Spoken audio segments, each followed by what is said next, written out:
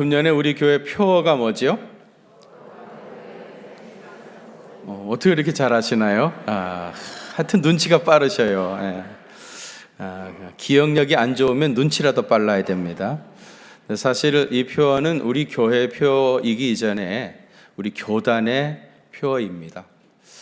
우리가 안양 시민이기 이전에 대한민국 국민인 것처럼 우리가 경기중앙교회 교인이기 이전에 우리 대한예수교 장로회 통합 측 교인입니다. 사실 교회론적으로 얘기하면 여러분들은 경기중앙교회를 선택한 것이 아니고요, 대한예수교 장로회를 선택한 겁니다. 예장 통합 측이라고 하는 교단을 선택한 것이고, 그 교단의 지교회인 우리 경기중앙교회에 출석하게 되는 겁니다. 우리 교단에서 이번에 거룩한 교회 다시 세상 속으로라고 하는 표회를 가지고 교단 산하 약 8,000개 교회가 이렇게 이제 나아가게 되어지는데요. 여러분, 교회는 우선 거룩성을 회복해야 합니다. 교회는 교회다워야죠. 교회는 세상과 분명히 구별되어지는 거룩성이 있어야 합니다. 만일에 이 거룩성을 잃어버린다고 하면은 교회는 사실상 그 존재 의미를 잃어버리게 됩니다. 조직으로 이야기한다면 교회보다 훨씬 많은 수와 또 100배, 1000배 이상의 재력을 가진 조직들이 많이 있죠. 그런데 그들이 아무리 세계적인 기업이라 하더라도 교회가 가지고 있는 그 독특한 거룩성이 그들에게는 없습니다.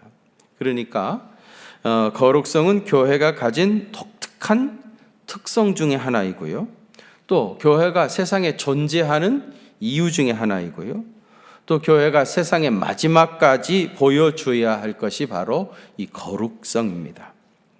그런데 교회가 거룩성만 강조하면서 교회 울타리 안에 스스로 갇혀버리면 안 됩니다. 만일 세상과 단절이 된 상태로 섬처럼 고립이 되어서 자기들끼리만 거기서 춤추고 잔치하게 된다면 사이비 집단과 같이 되어버릴 것입니다. 여러분, 사이비 집단의 특징이 뭐냐면 폐쇄성입니다. 사실은 사이비 집단에 아무나 들어가고 싶다고 받아주지도 않습니다. 여러분, 신천지의 본부가 여기 가까운 그 과천에 있죠. 이 잔치 신천지 그러는데 이 사람들이 도대체 어떻게 하는가 보자 하고 한번 들어가 보려고 하면은요, 그 입구에서 못 들어가게 합니다. 아무나 들어가지 못합니다. 그들의 성경 공부라고 하는 센터에 가가지고 적어도 6개월 이상 공부를 하고, 그리고 신천지 교인이라고 하는 그 아이디를 받아야 그걸 가지고 이제 들어갈 때 그 체크하고 들어갑니다. 들어가는 것도 아무나 못 들어갑니다. 또 마찬가지로 나오고 싶어도 함부로 나오지도 못합니다. 그게 이제 이단의 폐쇄성입니다. 이단은 사람들을 세상에서 불러다가 자기 울타리 안에 가두어 버리고 세상과 철저하게 담쌓고 심지어 자기 가족들과도 관계를 끊고 살아가게 하는 것이 이단입니다.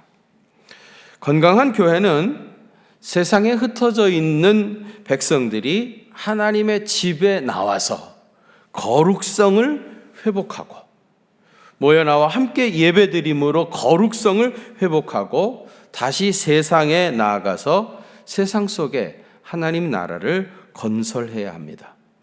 그래서 제일 먼저 가정이 회복이 되고 또 우리 마을이 회복이 되어지고 우리 나라와 온 세상에 그리스도의 계절이 도래해야 합니다. 여러분, 우리가 지금 여기 모인 이유, 또 우리가 거룩해져야 하는 이유는 다시 세상 속으로 나아가기 위함입니다. 교회는 늘 그 거룩함을 유지하면서 세상 속에서 하나님의 뜻을 이루어드리고 하나님 나라를 확장해 가야 하는 그런 사명을 감당해야 합니다. 이런 의미에서 우리 교회와 우리 교단의 표어 거룩한 교회 다시 세상 속으로라고 하는 이 표어는 대단히 중요한 영적인 의미를 지닌다고 할 수가 있습니다. 오늘 우리가 봉독한 본문은 여러분이 잘 아시는 그 변화산 이야기죠. 이 본문이 일어난 시점을 파악하기 위해서 본문 앞에 마태복음 16장에 있었던 일들을 잠시 생각해 보겠습니다. 마태복음 16장 13절에 예수님과 제자들이 가이사라 빌립보에서 있었던 일입니다. 예수님이 갑자기 뜬금없이 제자들에게 묻습니다. 사람들이 인자를 누구라 하느냐? 이렇게 물었더니 제자들이 대답하기를 어떤 사람은 세례 요한, 어떤 사람은 엘리야, 어떤 이는 예레미야나 선지자 중에 한 사람이라고 하더이다. 사실 예수님은 사람들이 예수님을 어떻게 인식하고 있느냐, 그것이 관심은 아니었습니다.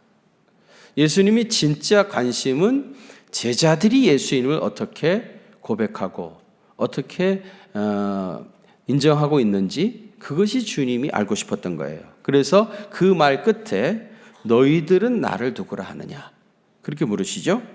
이때 베드로가 뭐라고 고백합니까? 주는 그리스도시요 살아계신 하나님의 아들이시니이다.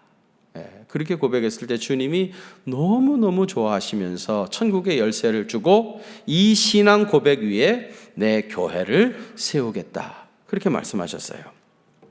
그런데 여러분, 마태복음 16장 21절에 보면 이 베드로가 신앙 고백을 받으신 이후에 예수님께서 이때로부터 예수님이 예루살렘에 올라가 고난을 받고 죽임을 당하고 3일 후에 살아나게 되리라고 가르치기 시작하셨다.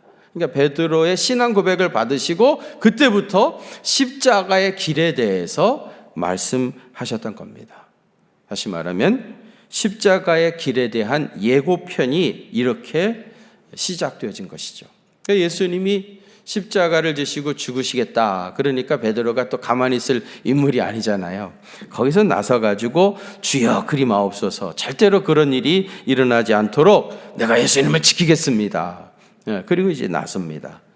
그러다가 예수님께 호되게 책망을 받았죠. 너는 하나님의 일을 생각하지 아니하고 도리어 사람의 일을 생각하는도다 하면서 사탄아 내 뒤로 물러가라, 책망을 받았습니다. 베드로는 이날 그야말로 온탕 냉탕 왔다 갔다 하면서 아주 난리를 쳤습니다. 이렇게 이제 예수님이 책망을 하시고 그 끝에 이런 말씀하시죠. 마태복음 16장 24절입니다. 거기 보시면 한번 같이 봉독하실까요? 시작. 이에 예수께서 자기를 부인하고 자기 십자가를 지고 나를 따를 것이니라. 아멘.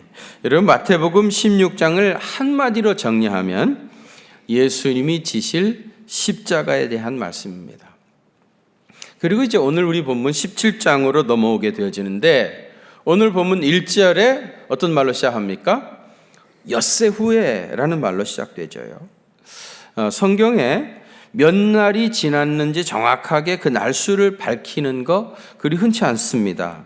왜냐하면 성경은 신문 기사가 아니기 때문이죠. 그렇다면 엿새가 지난 후에 그것을 굳이 밝힌 무슨 이유가 있지 않겠습니까? 뭐 엿새가 지났으니까 지났다고 했겠지. 그렇게 이제 생각하고 넘어가면 그 속에 숨어 있는 깊은 뜻을 찾아낼 수가 없습니다. 마태복음 16장에 나오는 이야기와 그리고 17장에 오늘 변화산 사건이 엿새 후에라는 말로 연결이 되어 있는데, 이 엿새 후에라는 말 속에 무슨 의미가 담겨 있겠습니까? 만일 엿새 후에가 아니라 6개월 후에라 그렇다고 하면은 시간이 굉장히 많이 지난 후죠. 한참 지났으니까 16장에 나오는 이야기하고 17장에 나오는 이야기가 별개의 일이다, 뭐 그런 뜻이 되겠죠. 그런데 엿새 후에라는 말은 마태복음 16장 마지막 부분에서 있었던 일과 장은 바뀌었지만 17장에 있는 이 변화산 사건이 연관이 있는 거다, 깊은 연관이 있다고 하는 해석상의 힌트를 제공하기 위해서 엿새 후에라는 말을 사용했던 겁니다. 다시 말해서 16장에 나오는 십자가의 길에 대한 말씀과 또 17장에 나오는 변화산의 사건은 깊은 연관이 있다는 암시입니다. 변화산에 모세와 엘리야가 나타나서 예수님하고 무슨 이야기를 했다고 하는데요. 무슨 이야기 주고받았을 것 같습니까? 그저 통성명하고 나는 엘리야입니다. 나는 모세입니다. 통성명하고 그동안 안녕히 계셨습니까? 그렇게 인사했겠습니까? 예수님이 모세에게 그 후계자였던 여호수아도 잘 있습니까? 엘리야에게는 엘리사도 잘 있습니까? 그런 안부 물었겠습니까? 오늘 우리의 병행 구절인 누가복음 9장 31절에 보면은요, 장차 예루살렘에서 별세하실 것을 말할세 그랬어요. 엘리야와 모세와 더불어 예수님이 무슨 얘기를 했냐면 별세하실 것. 그러니까 마태복음 16장 21절에서 제자들에게 말씀하셨던 내가 예루살렘에 올라가서 고난을 당하고 십자가에 달려 죽으실 일에 대해서요, 이 엘리야와 모세에게도 거기서 말씀하셨던 겁니다. 이런 대화를 주고받으실 때 예수님의 모습이 변형되셨다고 하죠. 변형. 헬라어로 메타모르테인데요. 이 변형이라고 하는 건 뭐냐면 메타는 바뀌는 거고요. 모르페는 형상, 본질 이런 것을 말합니다. 메타모르테 하면은 완전히 형상이 완전히 본질적으로 달라지는 겁니다. 그죠? 깨끗하게 씻고 단장하고 나오는 것이 아니고요. 애벌레가 나비가 되는 것 같은 것을 메타모르테라고 하는 거예요. 완전히 새로운 본질로 바뀌어지는, 예수님이 그렇게 변형되신 겁니다. 변형되신 예수님의 모습은 부활체를 잠시 제자들에게 보여주신 거예요. 그래서 9절에 그들이 산에서 내려올 때 인자가 죽은 자 가운데서 살아나기 전에는 오늘 본 것을 아무에게도 이르지 말라. 그렇게 예수님이 당부하셨습니다. 나중에 이제 예수님이 진짜 돌아가시고 부활하셨잖아요. 그 부활하신 우리 주님을 만났을 때 이 변화산에 같이 올라갔었던 이 세 제자는 바로 맞아. 그때 우리가 변화산에서 뵀던 예수님이 바로 이런 모습이셨어 하는 것을 금방 깨닫게 됐을 것입니다. 결국 변화산의 이 사건은 예수님의 부활의 예표였습니다. 그러니까 아주 간단하게 얘기하면 마태복음 16장은 십자가장이라고 할 수 있고요.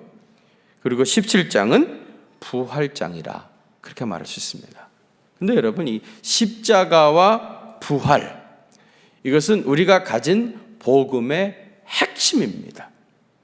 우리 복음의 진수, 십자가와 부활. 이게 우리 복음의 전부입니다. 여러분, 우리가 말씀을 묵상하면서 자꾸 성경에 질문을 던져야 그래야 성경이 대답을 합니다. 그럼 왜 이 많은 구약의 인물 가운데 변화상에 모세와 엘리야가 나타났을까? 그런 질문을 해볼 필요가 있어요. 구약 성경에 위대한 인물들이 모세나 엘리야보다 더 큰 인물들도 많았죠. 예를 들면 아브라함. 여러분, 구약 성경에서 아브라함을 빼놓고 얘기할 수 있겠습니까? 또 다윗, 이스라엘 민족의 최고의 왕이었죠. 다윗 왕족. 그런데 인물로 얘기하자 치면 이 변화상에 아브라함이나 다윗이 나왔어야 할 것 같은데 모세와 엘리야가 나왔습니다. 왜 그렇겠습니까? 모세는요, 율법을 상징하는 인물이죠. 율법. 엘리야는 구약의 모든 예언자를 대표하는 사람입니다. 그러니까 지금 모세, 율법과 엘리야, 예언, 구약의 모든 율법과 예언이 예수 그리스도 안에서 성취되었다고 하는 것을 보여주기 위해서 변화산에 이 사건이 있었던 겁니다. 여러분, 율법은 예수 그리스도를 통한 구속사를 마치 그림을 그리듯이 회화적으로 보여준 것이 율법이라고 할 수 있고요.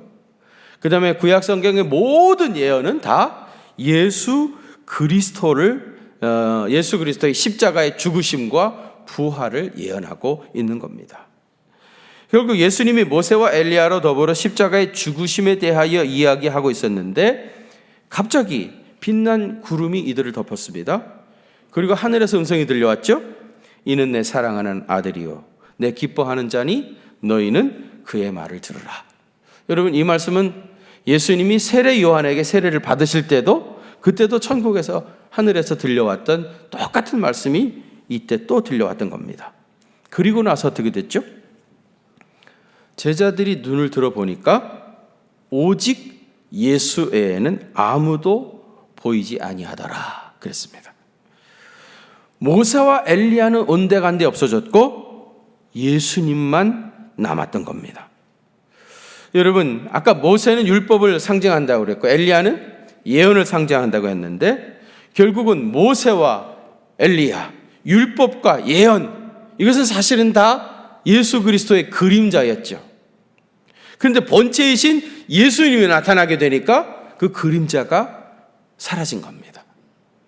그래서 여러분, 오직 예수만 보이더라, 예수만 남았더라, 이것이 오늘 변화산 사건의 핵심입니다. 그리고 사실은 신구약 성경의 핵심이죠. 결국 예수 그리스도께서 모든 율법과 예언을 성취하시고 오직 주님만 존재하게 됐던 겁니다. 여러분, 우리 기독교는요, 율법도 있고 예언도 있고 예수님도 계시는 종교가 아닙니다. 우리 기독교는 모든 율법과 예언이 예수님 안에서 성취된, 그래서 오직 예수님만 계시는 종교가 우리 기독교입니다. 아시겠습니까? 우리 기독교는 오직 주님만 계시는 거예요. 그런 의미에서 오직 예수 외에는 아무도 보이지 아니하더라, 이것이 본문의 핵심이고 신구약 성경의 핵심이라고 할 수 있습니다. 제가 여러분들한테요 12가지 질문을 하려고 그래요. 12가지 질문. 그런데 나는 너무 착한 사람이기 때문에 정답을 다 알려드리고 질문합니다. 제가 이런 사람입니다, 여러분. 정답은 예수님입니다. 예수님. 제가 어떻게 물어봐도 여러분들은 미혹당하지 마시고 예수님이라고만 대답하면 됩니다. 단 하나, 큰 소리로 하면 됩니다. 소리가 작아지면 안 됩니다. 제가 일부 예배도 했더니 성가대원들은요, 계속해서 큰 소리를 하는데 이쪽에서는 점점 소리가 줄어드는데 그러지 마시고 갈수록 더 소리가 커져야 됩니다. 정답은 뭐라고요? 예수님입니다. 예수님.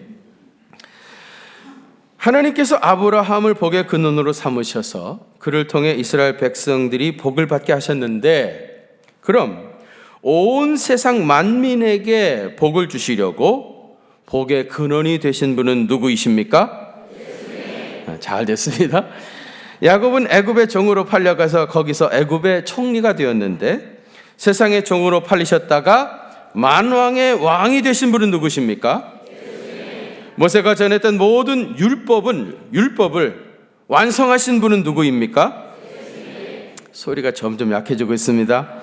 여호수아는 요단강을 건너 가나안 땅으로 이스라엘 백성들을 인도했는데 우리를 죽음 저 너머에 있는 영원한 천국으로 인도하실 분은 누구입니까? 구약에 약 40명의 예언자들이 약 1000년에 걸쳐서 예언했던 모든 예언이 궁극적으로 누구에게서 다 성취되었습니까? 베드로를 비롯한 12사람을 제자로 부르신 이가 누구십니까? 제자들이 나중에 다 순교의 제물이 되었는데 누구 때문입니까? 교회의 머리는 누구이십니까? 우리가 몸된 교회를 위해서 봉사하는 것도 누구 때문입니까? 우리는 선교적인 사명을 감당해야 하는데 그것이 누구의 명령이기 때문입니까? 신구약 성경 그리고 속사도 시대 이후 2000년 교회사 속에 있었던 그 많은 것들을 톡톡 털으면 결국 무엇만 남습니까? 여러분 삶 속에 되어지고 있는 모든 일의 배후에도 누가 계십니까? 예수님이 계십니다. 예수님은 지금도 모든 일을 주관하시고 그분의 섭리 가운데 이 모든 일들이 이루어지고 있다는 것을 믿으시기를 바랍니다. 마태복음 10장 29절에 참새 한 마리도 하나님이 허락하지 아니하면 그냥 떨어지지 않는다고 했습니다. 여러분 삶 속에서 되어지는 모든 일, 그 배후에는 예수님의 깊은 섭리가 있습니다. 어떤 때는 그 깊은 섭리를 이해할 수 없을 때도 있습니다. 어떻게 미련한 우리가 예수님 하시는 일을 다 이해할 수 있겠습니까? 내가 이해하지 못하는 것뿐이지 분명히 주님의 깊은 뜻이 거기 있습니다. 그렇다면 이해할 수 없는 하나님의 뜻을 위해서도 감사해야 합니다. 하나님은 여러분의 이해의 폭 안에서만 역사하시는 분은 아닙니다. 자꾸 예상치 못했던 일들이 일어나면 오히려 더 기대감을 가지고 더욱 감사하십시오. 하나님이 지금 여러분 속에서 놀라운 일을 행하고 계시다는 증거입니다. 제자들의 눈에 오직 예수 외에는 아무것도 보이지 않아있다 그랬는데, 이렇게 예수님만 보이는 것, 그것이 영안이 열리는 겁니다. 영안이라고 하는 건 다른 것이 아닙니다. 오직 예수만 보이더라, 주님만 보이는 것이 영안이 열린 사람입니다. 반대로 영안이 열리지 않은 사람은요, 보여야 할 예수님은 보이지 않고 온통 세상 것들만 보입니다. 세상의 모든 것이 내 눈에 가득 차고요, 내 마음을 지배해버리면은 그때부터 인생은 힘들어지고요, 복잡해지기 시작합니다. 이런 것들이 실타래처럼 얽혀가지고 거기서 헤어나오질 못합니다. 오직 예수 외에는 아무것도 보이지 않더라. 이런 영안이 활짝 열려지게 되시기를 축원합니다. 그럼 여러분, 이런 영적 안목이 열리면 어떻게 됩니까? 신령한 기쁨이 옵니다. 세상에서 그 어디에서 맛볼 수 없었던 진짜 큰 기쁨, 신령한 기쁨이 가슴에 파도처럼 밀려옵니다. 여러분, 예수님을 변화산에서 배웠고 제자들이 뭐라고 말합니까? 여기가 좋사오니. 우리가 초막셋을 짓되 하나는 주를 위하여, 하나는 모세를 위하여, 하나는 엘리사를 위하여 하겠습니다. 여기가 좋다는 거예요. 너무 좋다는 거예요. 그냥 여기서 텐트 치고 영원히 살았으면 좋겠다는 겁니다. 예수님을 제대로 만난 사람들에게는 이러한 신령한 기쁨이 있습니다. 그런데 너무 좋아서 어찌할 줄 몰라 했던 제자들의 제안을 예수님은 이런 지하에 거절하십니다. 그리고 그 제자들을 데리고 산 아래로 내려왔어요. 오늘 우리 본문에서는 언제 주님이 산 아래로 내려왔는지 그 시점을 얘기하지 않고 있는데, 병행구절인 누가복음 9장 37절에서는 그 이튿날 바로 내려오셨다는 겁니다. 우리 속담에 넘어진 김에 쉬어가자, 그런 말 있잖아요. 그동안 우리가 제대로 쉬지도 못하고 휴가도 못했는데 여기서 좀 며칠 더 있다 가자, 그렇게 말씀하신 것이 아니라요, 그 이튿날 바로 제자들을 데리고 산 아래로 내려왔습니다. 내려와 보니까 많은 사람들이 예수님을 기다리고 있었습니다. 그 중에 귀신 들린 아이가 있었습니다. 귀신이 갑자기 이 아이를 붙잡아 가지고 소리를 지르게 하고 경련을 막 일으키게 하고, 그러다가 입에서 거품이 나오게 하고 나중에는 자기 몸을 자해하게 하는, 그렇게 더러운 귀신에게 붙잡혔던 어린아이가 있었습니다. 예수님께서 그 어린아이를 고쳐주시고, 귀신을 쫓아내시고 어린아이를 고쳐주시고, 거기 있던 많은 무리들의 많은 병을 고쳐주셨습니다. 여러분, 우리 기독교는 산 위의 종교가 아니라 산 아래의 종교입니다. 어떤 종교라고요? 산 아래의 종교입니다. 우리는 산 위에서 예수님을 만나서 거룩함을 회복해야 합니다. 영안이 활짝 열려져야 됩니다. 그리고는 바로 산 아래로 내려가야 됩니다. 산 아래로 내려가서 귀신 들린 사람, 병든 사람, 가난한 사람, 외로운 사람, 그들을 만나서 사랑으로 섬기고 그들에게 그리스도의 복음을 전폐해야 됩니다. 지금도 여러분, 건너와서 우리를 도와달라 절규하는 얼마나 많은 사람이 있는 줄을 모릅니다. 그럼 구체적으로 우리가 이렇게 모여서 예수님을 만나 거룩성을 회복하고 다시 세상에 나아가서 구체적으로 무엇을 어떻게 해야겠습니까? 저는 창립 38주년을 맞이하면서 우리 교회에 3가지를 제안하려고 합니다. 그 첫 번째는 힘써 복음을 전파해야 됩니다. 어떻게 해야 된다고요? 힘써 복음을 전파해야 됩니다. 세상에서 가장 귀한 일은 복음 전에 영혼 구원하는 일입니다. 경주 최씨 가문에 백리 안에는 굶어 죽는 사람이 없게 하라, 그랬다는 가훈이 있습니다.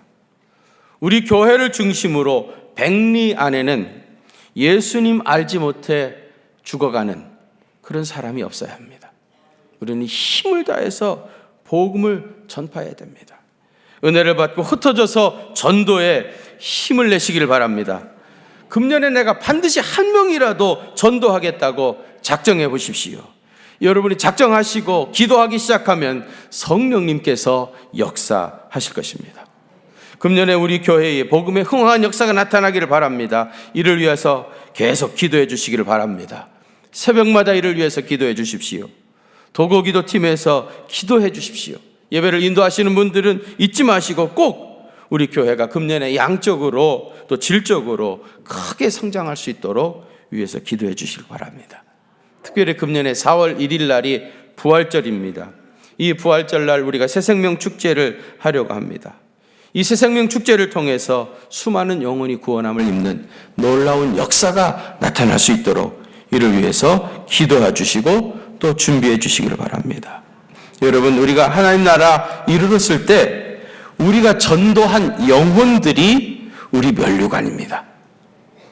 내가 전도한 생명들이 면류관입니다. 그래서 생명의 면류관이라고 하는 겁니다.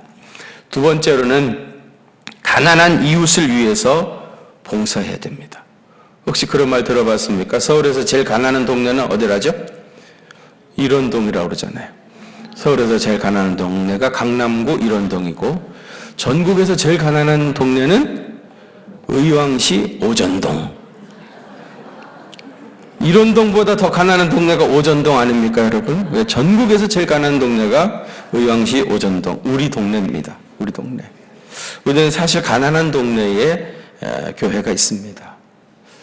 우리가 섬겨야 할 사람들, 도와줘야 할 사람들이 우리 주변에 참 많이 있습니다. 예수님이 우는 자와 함께 울라 그랬는데 그들과 똑같은 아픔을 가지고 함께 울어줘야 할 사람들이 많이 있습니다. 그동안 우리 교회 복지부를 중심으로 해서 가난한 이웃들을 돕는 사역들을 많이 해왔습니다. 앞으로 더욱더 그 사역의 지평을 넓혀가야 할 것입니다. 제가 여러 번 말씀드렸는데 옛날 유대인들에게 3가지 의무가 있었다고 그랬습니다. 그 첫 번째가 뭐였죠? 여러 번 말씀드렸습니다. 첫 번째가 구제입니다. 첫 번째가 구제. 두 번째 기도. 세 번째가 금식입니다. 우리는 금식도 잘하고 기도도 잘합니다. 그런데 구제가 하나님의 의무라고 하는 것, 택한 백성들의 의무라고 하는 것은 소홀히 하는 경우가 많습니다. 작년에 결산해 보니까 여러분들이 여러 가지로 봉사해 주시고 헌금해 주시고, 그래서 우리 교회에서 구제비를 한 8천만 원 정도 마련을 해서 가난한 이웃들을 섬기는 일에 사용했습니다. 아무것도 안 하는 것 같지만 예수님께서 오른손이 하는 것을 왼손이 모르게 하라 하시는 명령을 따라서 우리 교회가 조용조용 이렇게 귀한 사역을 잘 감당해 왔습니다. 여러분, 이 귀한 일에 여러분들이 금년에도 많이 동참해 주시기를 바랍니다. 우리 현관 로비에 가면 노란색의 헌금 봉투가 있습니다. 그게 구제 헌금 봉투입니다. 하나님께서 가난한 사람들에 대한 마음의 부담감을 주시거나 감동을 주시면은 헌금해 주시기를 바랍니다. 사실 우리가 다 가난한 사람들이었고요. 또 지금 조금 먹고 살게 되었다고 해도 다 가난했던 사람들입니다. 하나님께서 가난한 이웃들에 대한 마음에 감동을 주시면 교회를 통해서 이 귀한 일을 할 수 있도록 여러분들이 적극 협력해 주시길 바랍니다. 교회가 이런 일들을 해야 그분들은 예수님이 나를 도와주셨다, 그렇게 고백하게 되었습니다. 돕는 손길들은 굉장히 많이 있습니다. 우리 사회도 많이 발전을 해가지고 복지 일들을 많이 하고 있지 않습니까? 교회가 교회 이름으로 할 때 예수님을 만나게 되어지는, 그래서 그 생명이 구원함을 입는 놀라운 역사를 경험하게 되는 것입니다. 세 번째로는 땅끝까지 섬겨야 됩니다. 이제 마을을 넘어서 땅끝까지 세상을 섬겨야 되는데, 여러분, 예수님께서 땅끝까지 이르러 내 증인이 되라 그랬습니다. 우리의 지경을 땅끝으로 확장을 해가야 되는데, 그럼 여러분, 땅끝이 어디겠습니까? 지리적으로 얘기하면 땅끝은 예루살렘입니다. 왜요? 복음이 예루살렘에서 시작했기 때문에 지구는 동그라니까 계속해서 마지막 한 바퀴 삥 돌아와야 그게 땅끝입니다. 그래서 예루살렘이 땅끝이라고 고백하고 예루살렘에 복음을 전하고 예루살렘 회복을 위하여 사역하는 분들이 많이 있습니다. 지리적으로는 분명히 땅끝이 예루살렘입니다. 그럼 영적으로 땅끝은 어디겠습니까? 영적으로 땅끝은 아직 복음을 받아들이지 않은 곳입니다. 예수님을 믿을 수 없는, 예수 믿는 사람이 없는 그곳이 땅끝입니다. 많이 있겠지만은 가장 대표적으로는 북한입니다. 북한의 기독교인들이 과연 얼마가 있는지, 있다 하더라도 그들이 얼마나 많은 박해와 핍박을 받고 있는지 우리가 잘 알고 있습니다. 전 세계 모든 그리스도인들이 땅끝은 북한이라는 것을 다 공감합니다. 그러나 북한이라는 나라는 상대하는 것이 너무 어렵습니다. 게다가 복음 전하는 것이 거의 불가능한 상황이기 때문에 그들은 이미 다 포기하고 철수했습니다. 그러나 우리 한국교회는 포기할 수 없습니다. 우리는 포기하고 잊어버리고 살 수 있는 형편이 되지 못하기 때문입니다. 우선 그들이 내 형제들이고요, 더 나아가서 북한의 미래와 우리의 미래가 직결되어 있기 때문입니다. 최근 10년간 전 세계에서 가장 어려운 문제가 북한의 인권 문제, 그리고 핵 문제 아니었습니까? 그 누구도 해결할 수 없는 문제가 바로 북한 문제입니다. 그 어려운 문제, 누구도 어떤 해법을 제시할 수 없는 이 문제를 하나님께서 우리 한국 교회에 사명으로 맡겨주셨습니다. 우리 교회가 이 문제를 풀어가야 하고 우리 민족의 미래를 책임져야 합니다. 우리 그리스도인이라고 해서 무슨 뾰족한 해답이 있는 것도 아니지만 하나 되게 하시는 성령님께서 우리와 함께 하신다면 능치 못함도 없다고 생각합니다. 여러분 믿으시고 이를 위하여 기도해 주시길 바랍니다. 여기 어르신들이 많이 계시는데요, 우리 조국이 통일이 되시는 그날까지 절대로 돌아가지 마시고 꼭 살아 계시길 바랍니다. 왜 아멘을 안 하십니까? 분명히 하나 되게 하시는 성령님 안에서 통일 조국의 아침이 옵니다. 그날까지 살아 계시길 바랍니다. 이를 위해서 기도하시길 바랍니다. 주님, 내가 죽기 전에 이 기도 응답해 달라고 주님 앞에 부르짖어 기도하십시오. 하나 되게 하시는 성령님 안에서 통일 조국이 반드시 이루어질 것입니다. 우리가 주일날 식당에서 헌금할 때 1,000원씩 헌금하죠. 식당에 1,000원씩 헌금하죠. 우리 식대 내는 거 아닙니다. 식대가 1,000원인 데가 어디 있겠습니까? 우리가 식당에서 밥 먹을 때마다 1,000원을 헌금하는 것은 통일 조국을 위해서 주일날 교회에서 식사할 때라도 이를 위해서 기도해 달라고 하는 애절한 부탁입니다. 오늘은 우리 교회가 창립된 지 38년 된 해입니다. 제가 설교를 준비하면서 38이라고 하는 숫자를 좀 생각해 봤습니다. 우선 38이라고 하는 숫자는 우리 민족사적으로 생각해 보면은 우리가 일제에서 해방을 맞이하고 그리고 열강들에 의해서 38도 선으로 북한과 남한이 나누어졌습니다. 민족사적으로 얘기하면 38이라고 하는 숫자는 분단의 수입니다. 슬픔의 수이죠. 그래서 성경적으로 얘기하면 38이라고 하는 숫자는 38년 된 중풍병자가 예수님 만나가지고 고침을 받았던 회복의 숫자입니다. 그런데 우리 교회가 지금 38년 됐어요. 그래서 제가 이렇게 생각해 봤습니다. 38선으로 허리가 잘려서 38년 된 중풍병자 같은 우리 대한민국이 경기중앙교회 창립 38주년을 맞이하는 금년 2018년 무술년에 하나 되게 하시는 성령님께서 통일조국의 시대를 열어주시고 경기중앙교회와 성도들을 역사의 주역으로 사용해 주실 줄로 믿습니다. 마음에 드십니까? 그런 놀라운 역사가 여러분에게 금년에 임하게 되시기를 축원합니다. 거룩하신 아버지 하나님, 우리 교회가 벌써 38주년이 되었습니다.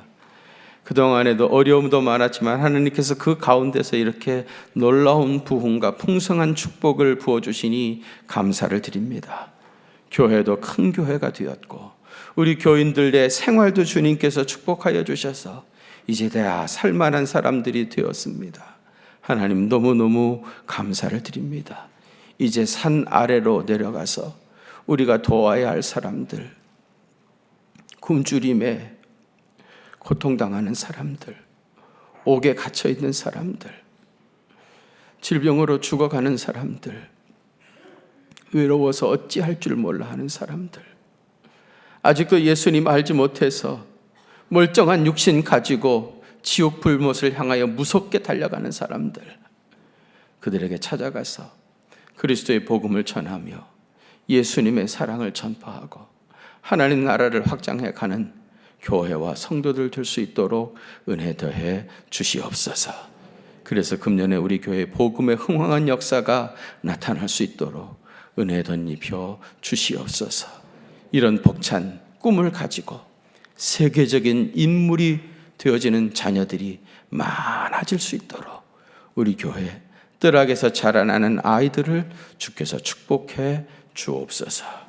이제는 교회의 머리가 되시는 우리 주님 예수 그리스도의 그 크신 은혜와 하나님 우리 아버지의 무한하신 사랑하심과 성령님의 위로하심과 교통하심이 우리 경기중앙교회 사랑하는 성도들과 또 저들의 가정과 그 생업의 현장들을 위해 북녘 땅에 있는 내 동포들에게 이제로부터 영원토록 함께 계시옵기를 간절히 축원하옵나이다. 아멘.